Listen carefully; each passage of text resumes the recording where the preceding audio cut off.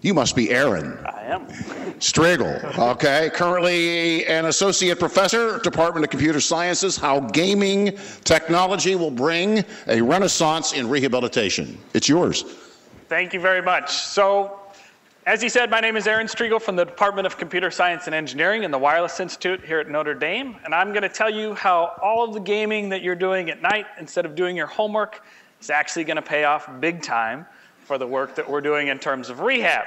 So I'll start with a picture, a brief show of hands. How many of you have done some sort of rehabilitation over, say, the last 10 years? Right? So thinking about rehab, some sort of major medical event. There's a nice, cute picture of my son who had to have his arm in a cast at 1 year old. Imagine you had an ACL, you had back pain, hip surgery, or heaven forbid, a stroke.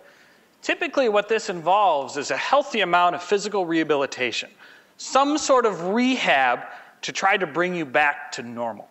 So this is going to involve potentially weeks, months, working with your physical therapist. When I had my wrist surgery, I got to experience 3 times a week of them cranking on my wrist for half an hour, and it was great.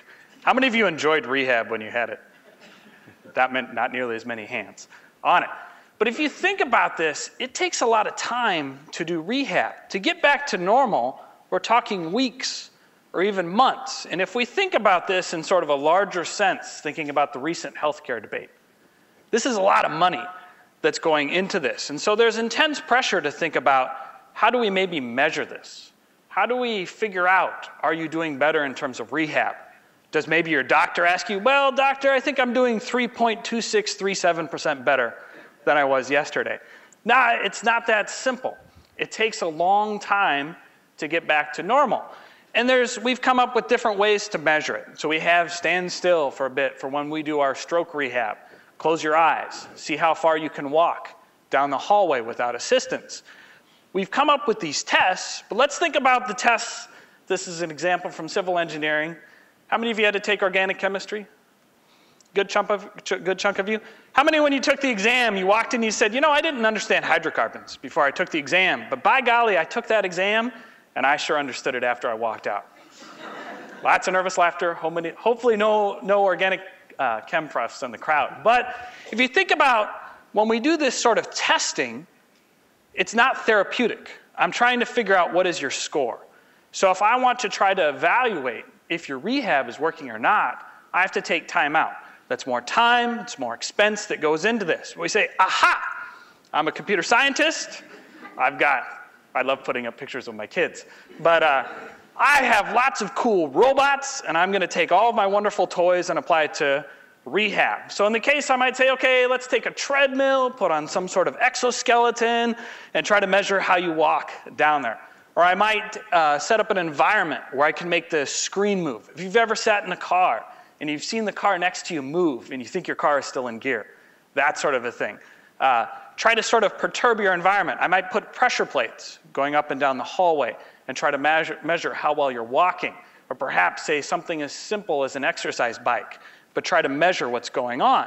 And this is great, but these systems all cost tens of thousands of dollars or hundreds of thousands of dollars.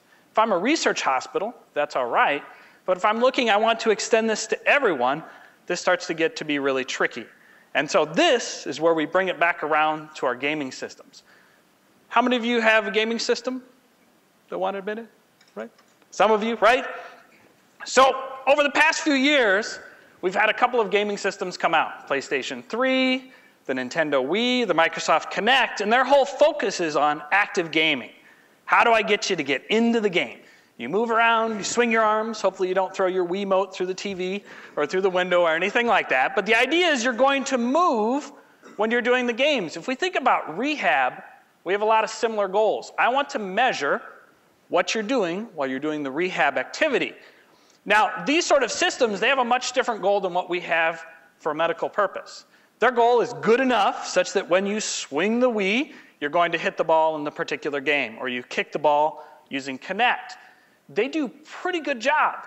But the nice thing is they're geared toward an audience where they want to sell millions of devices versus, say, a medical device that might cost $100,000. And so they're pretty good. And so the question we asked is, can we use this? Can we take some of these different sort of gaming devices and fuse them together to give us a much better picture of what's going on? So we take the balance board and we fuse it together with Connect, which gives you a nice skeleton of what's going on. And then we measure, as you do rehab, what's going on. What can I capture? Think about if you went to stand up from this current position. If you stood up, do you put your hands on your legs? Do you maybe tilt your head a little bit? Our undergrad that was working on the project didn't know she dipped her head when she stood up. She found out once we hooked it up to the system. A lot of times if you want to go to the left, you first step to the right and you push off. These little sort of quirks, we bring these together and we can assess what's going on.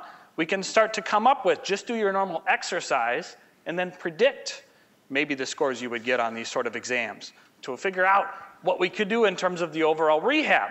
So our overall vision is what we're looking at is to take inexpensive gaming peripherals that we have, put them together with a low-cost PC and a monitor, and then tie them up, bring it into the cloud. So we have the cloud that happens to be out there that has lots of storage. And what we're going to do is we're going to have it phone home and then have all of our data saved. And if you think about these gaming devices, they're dirt cheap. So what this means now, instead of having a $10,000 device, your doctor is going to say, well, I'm going to prescribe you a Wii for home use. You're like, sweet, you know. Your homework is to go home and play the Wii. But imagine now I have these devices phoning home. Think about if I have millions of devices measuring, say, what happens after an ACL. Measuring what happens when you go home and work on your balance. Think about what sort of knowledge we could gain from this. We could start to predict, well, you should do this activity. Or while you're doing rehab in real time, it will tell you, well, you need to move a little bit more to the right. Or you need to try to do this sort of exercise. It's going to make you better. This is sort of a wonderful sort of opportunity to think about what sort of things, how could we dramatically improve how we do rehab? And I'll close with thinking, this being Notre Dame, we have to close with a nice football example, is thinking about these sort of technologies. Think about all of the wonderful things we've sort of miniaturized and made low cost. Think about this sort of equipment that goes into the game itself. Your cleats, your knee braces, your gloves. The example we used to use is when our offensive line wasn't so well. Imagine if we could teach you how to better block, do better technique. Think about real time in the game. We already saw this, some technology has been applied to the Bengal bouts, detecting if you have a concussion.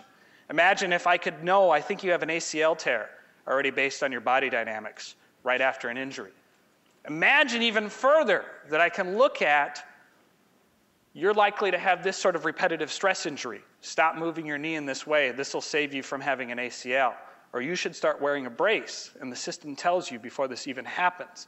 Or even if we want to think bigger, imagine we make advances and now I can have the system itself, the actual equipment proactively acts. I think your ankle is going to twist in the wrong direction. I'm going to release the cleats on your shoe and save you from a catastrophic ankle injury that ends your career.